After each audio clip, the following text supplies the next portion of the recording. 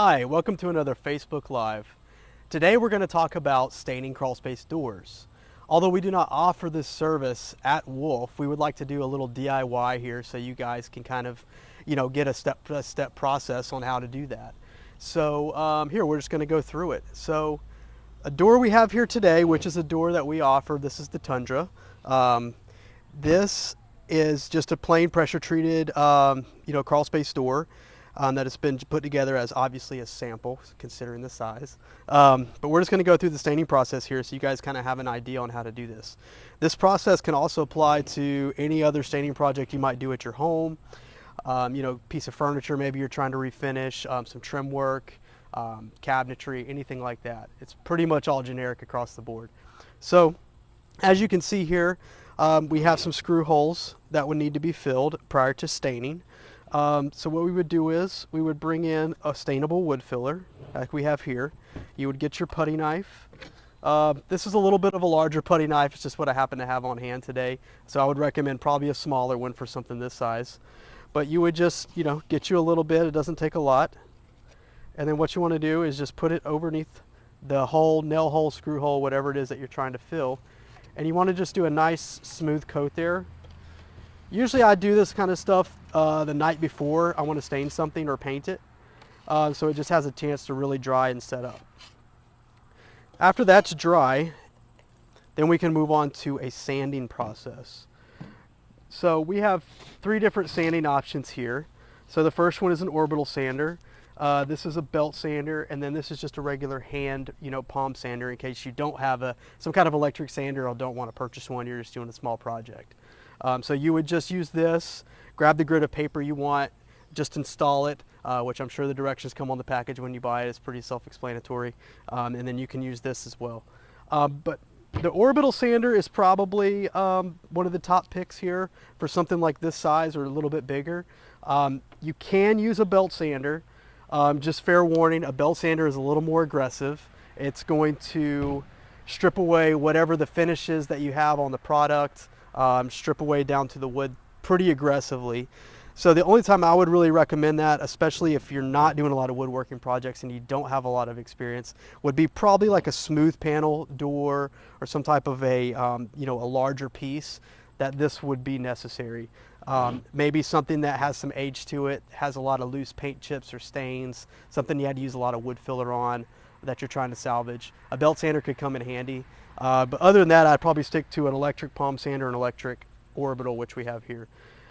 Something like this with a finish that's already pretty well smooth, you could start with just a 220 grit paper.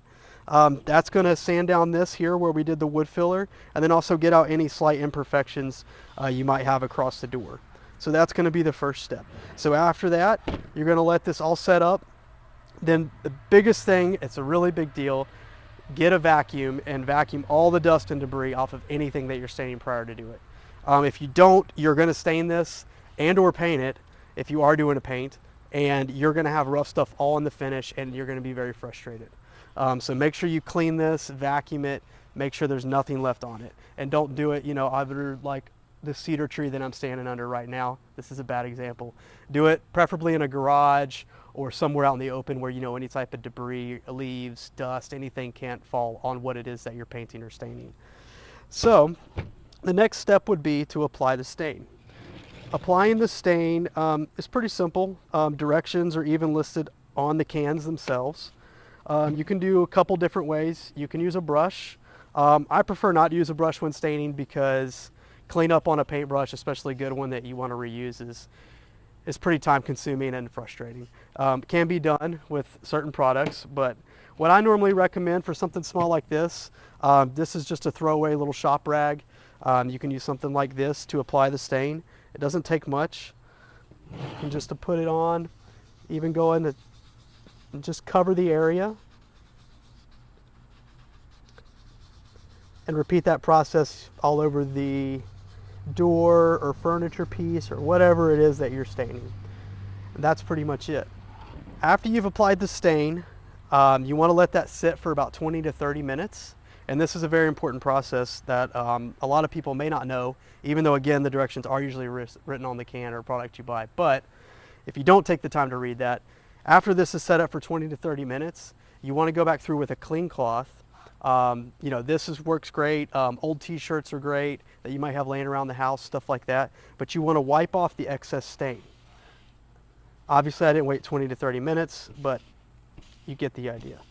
So you're going to wipe off all the excess stain, because if you don't, what's going to happen is all that excess stain is going to be sitting on top of that wood, and you're going to go back to it 2 or 3 days later and find that that's just sitting on top and it hasn't soaked in. Wood is only going to absorb a certain amount of stain.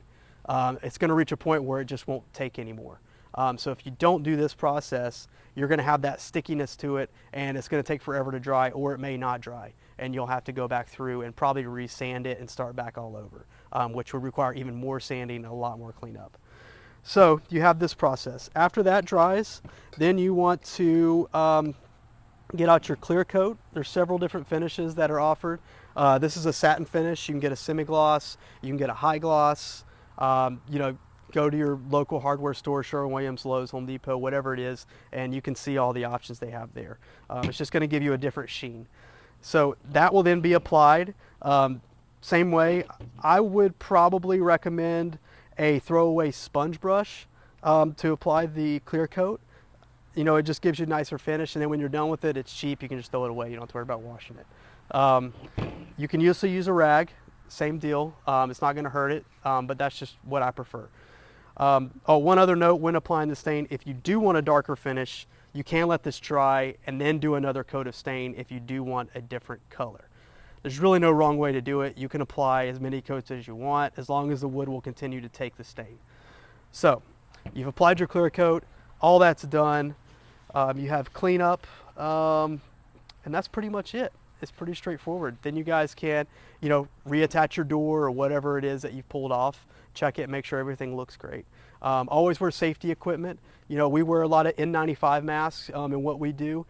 Those work well. If you are working in an isolated space, say a really closed, confined area, make sure you have proper ventilation. And in those areas, you probably want to look at getting a respirator if you don't have the proper ventilation and stuff in the area to make sure you're safe. Wear eye protection. Gloves are always a good option. These are just cheap throwaway gloves. You know, ladies, if you're doing this at home, you want to keep your manicures looking fresh, you know, maybe get you a pair of these. And other than that, if you have any questions or need anything, feel free to reach out to us at wolfe.construction and follow us on Pinterest, YouTube, and Facebook.